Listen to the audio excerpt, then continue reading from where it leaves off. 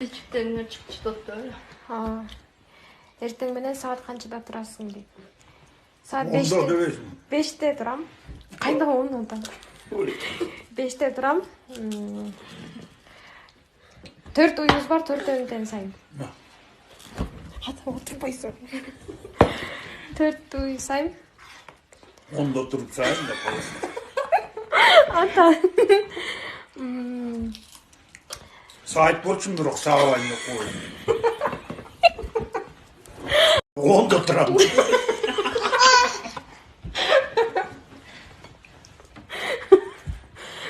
Ата отурат азыр мен сүйлөп алышың керек да. Мен жаман эмемен примерный келим деген немеде жүргөм. Группада да койсун. Сен пример алган келин айнан.